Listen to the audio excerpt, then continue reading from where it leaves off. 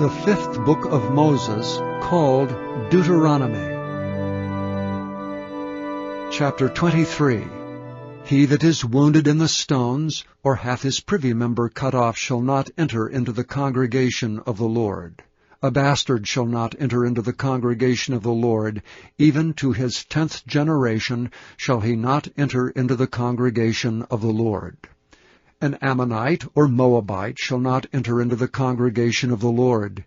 Even to their 10th generation shall they not enter into the congregation of the Lord forever, because they met you not with bread and with water in the way, when ye came forth out of Egypt, and because they hired against thee Balaam, the son of Beor, of Pethor, of Mesopotamia, to curse thee.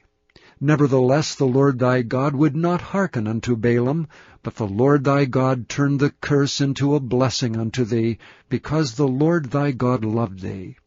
Thou shalt not seek their peace, nor their prosperity, all thy days forever. Thou shalt not abhor an Edomite, for he is thy brother. Thou shalt not abhor an Egyptian, because thou wast a stranger in his land. The children that are begotten of them shall enter into the congregation of the Lord in their 3rd generation. When the host goeth forth against thine enemies, then keep thee from every wicked thing. If there be among you any man that is not clean by reason of uncleanness that chanceth him by night, then shall he go abroad out of the camp. He shall not come within the camp. But it shall be, when evening cometh on, he shall wash himself with water, and when the sun is down, he shall come into the camp again. Thou shalt have a place also without the camp, whither thou shalt go forth abroad, and thou shalt have a paddle upon thy weapon. And it shall be, when thou wilt ease thyself abroad, thou shalt dig therewith, and shalt turn back and cover that which cometh from thee. For the Lord thy God walketh in the midst of thy camp, to deliver thee, and to give up thine enemies before thee. Therefore shall thy camp be holy, that he see no unclean thing in thee, and turn away from thee. Thou shalt not deliver unto his master the servant which is escaped from his master unto thee. He shall dwell with thee even among you in that place which he shall choose in one of thy gates, where it liketh him best. Thou shalt not oppress him. There shall be no whore of the daughters of Israel, nor a sodomite of the sons of Israel. Thou shalt not bring the hire of a whore, or the price of a dog, into the house of the Lord thy God for any vow, for even both these are abomination unto the Lord thy God.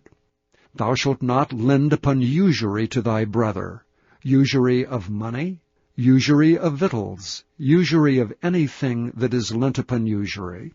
Unto a stranger thou mayest lend upon usury, but unto thy brother thou shalt not lend upon usury, that the Lord thy God may bless thee in all that thou settest thy hand to, in the land whither thou goest to possess it. When thou shalt vow a vow unto the Lord thy God, thou shalt not slack to pay it, for the Lord thy God will surely require it of thee, and it would be sin in thee. But if thou shalt forbear to vow, it shall be no sin in thee. That which is gone out of thy lips thou shalt keep and perform, even a freewill offering, according as thou hast vowed unto the Lord thy God, which thou hast promised with thy mouth. When thou comest into thy neighbour's vineyard, then thou mayest eat grapes thy fill at thine own pleasure, but thou shalt not put any in thy vessel. When thou comest into the standing corn of thy neighbour, then thou mayest pluck the ears with thine hand, but thou shalt not move a sickle unto thy neighbour's standing corn.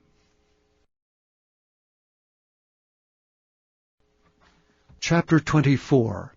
When a man hath taken a wife and married her, and it come to pass that she find no favour in his eyes, because he hath found some uncleanness in her, then let him write her a bill of divorcement, and give it in her hand, and send her out of his house. And when she is departed out of his house, she may go and be another man's wife. And if the latter husband hate her, and write her a bill of divorcement, and giveth it in her hand, and sendeth her out of his house, or if the latter husband die, which took her to be his wife, her former husband which sent her away may not take her again to be his wife, after that she is defiled, for that is abomination before the Lord. And thou shalt not cause the land to sin, which the Lord thy God giveth thee for an inheritance. When a man hath taken a new wife, he shall not go out to war, neither shall he be charged with any business. But he shall be free at home 1 year, and shall cheer up his wife which he hath taken. No man shall take the nether or the upper millstone to pledge, for he taketh a man's life to pledge. If a man be found stealing any of his brethren of the children of Israel, and maketh merchandise of him, or selleth him, then that thief shall die, and thou shalt put away evil from among you. Take heed in the plague of leprosy, that thou observe diligently, and do according to all that the priests the Levites shall teach you, as I commanded them, so shall ye observe to do. Remember what the Lord thy God did unto Miriam by the way, after that ye were come forth out of Egypt. When thou dost lend thy brother anything, thou shalt not go into his house to fetch his pledge. Thou shalt stand abroad, and the man to whom thou dost lend shall bring out the pledge abroad unto thee. And if the man be poor, thou shalt not sleep with his pledge. In any case thou shalt deliver him the pledge again when the sun goeth down, that he may sleep in his own raiment, and bless thee, and it shall be righteousness unto thee before the Lord thy God. Thou shalt not oppress an hired servant that is poor and needy, whether he be of thy brethren, or of thy strangers that are in thy land within thy gates. At his day thou shalt give him his hire, neither shall the sun go down upon it. For he is poor, and setteth his heart upon it, lest he cry against thee unto the Lord, and it be sin unto thee. The fathers shall not be put to death for the children, neither shall the children be put to death for the fathers. Every man shall be put to death for his own sin. Thou shalt not pervert the judgment of the stranger, nor of the fatherless, nor take a widow's raiment to pledge. But thou shalt remember that thou wast a bondman in Egypt, and the Lord thy God redeemed thee thence. Therefore I command thee to do this thing. When thou cuttest down thine harvest in thy field, and hast forgot a sheaf in the field, thou shalt not go again to fetch it.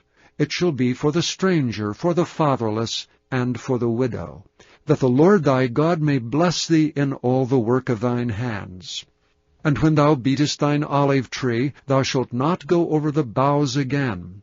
It shall be for the stranger, for the fatherless, and for the widow.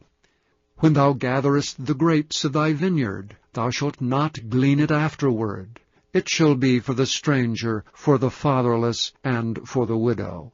And thou shalt remember that thou wast a bondman in the land of Egypt. Therefore I command thee to do this thing.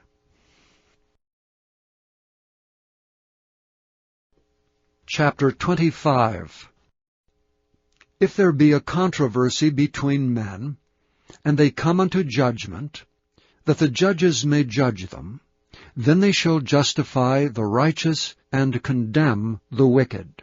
And it shall be, if the wicked man be worthy to be beaten, that the judge shall cause him to lie down, and to be beaten before his face, according to his fault by a certain number.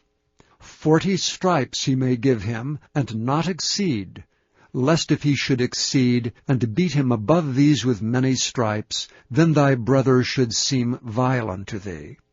Thou shalt not muzzle the ox when he treadeth out the corn.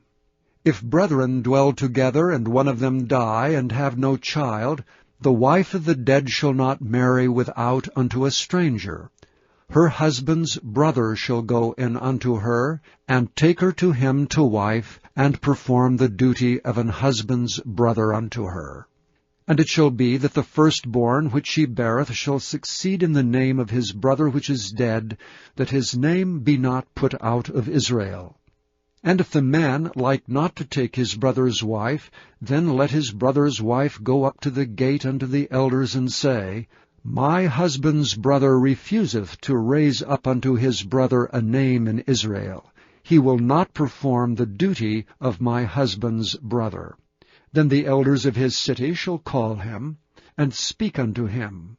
And if he stand to it, and say, I like not to take her, then shall his brother's wife come unto him in the presence of the elders, and loose his shoe from off his foot, and spit in his face, and shall answer and say, So shall it be done unto the man that will not build up his brother's house. And his name shall be called in Israel, the house of him that hath his shoe loosed. When men strive together with one another, and the wife of the one draweth near for to deliver her husband out of the hand of him that smiteth him, and putteth forth her hand, and taketh him by the secrets, then thou shalt cut off her hand, thine eye shall not pity her. Thou shalt not have in thy bag divers weights, a great and a small. Thou shalt not have in thine house divers measures, a great and a small. But thou shalt have a perfect and just weight, a perfect and just measure shalt thou have, that thy days may be lengthened in the land which the Lord thy God giveth thee. For all that do such things, and all that do unrighteously, are an abomination unto the Lord thy God.